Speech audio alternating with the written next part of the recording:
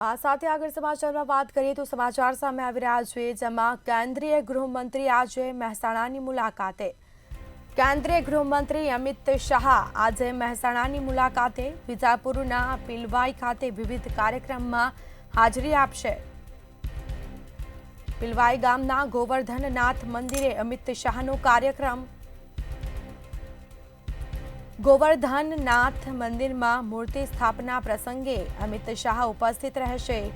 શેઠ GC high school ટ્રસ્ટની હાઈસ્કૂલના કાર્યક્રમમાં પણ ખાસ તેઓ ઉપસ્થિત રહેવાના છે. અનેક કાર્યક્રમો રાખવામાં આવ્યા છે, જેમાં હાજરી આપવાના છે અમિત શાહ. કેન્દ્રીય ગૃહમંત્રી અમિત શાહ આજે મહેસાણા જિલ્લાની મુલાકાતે. તમામ તૈયારીઓ કરવામાં આવી છે. ખાસ કાર્યક્રમો રાખવામાં આવ્યા છે. વિવિધ કાર્યક્રમમાં શાહ હાજરી આપશે.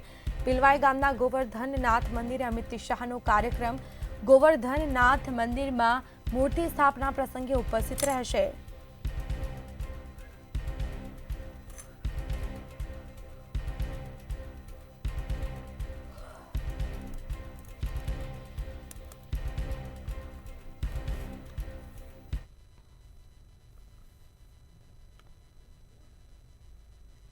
તો આગળ સમાચારમાં વાત કરીએ તો સમાચાર આણંદથી સામે આવી રહ્યા છે. મહત્વપૂર્ણ સમાચાર આણંદથી સામે આવ્યા છે. તારાપુરથી Aranej broad rail line નખાશે.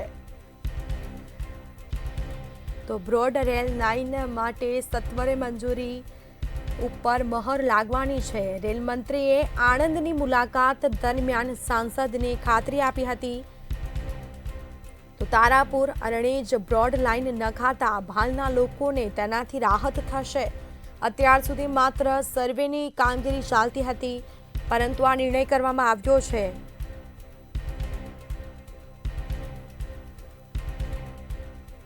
તારાપુરથી Aranej broad rail line નાખવામાં આવશે.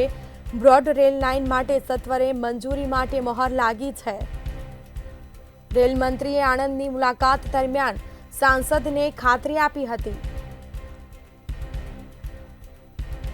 તારાપુર અરણેજ બ્રોડ લાઇન નખાતા બહારના લોકોને રાહત મળવાની છે. અને સાથે અત્યાર સુધી માત્ર સર્વેની કામગીરી ચાલતી હતી, પરંતુ આ નિર્ણય કરવામાં આવ્યો છે અને લાઇન પણ નાખવામાં આવશે. તેનાથી તારાપુરથી અરણેજ બ્રોડ રેલ લાઇન નાખવામાં આવશે.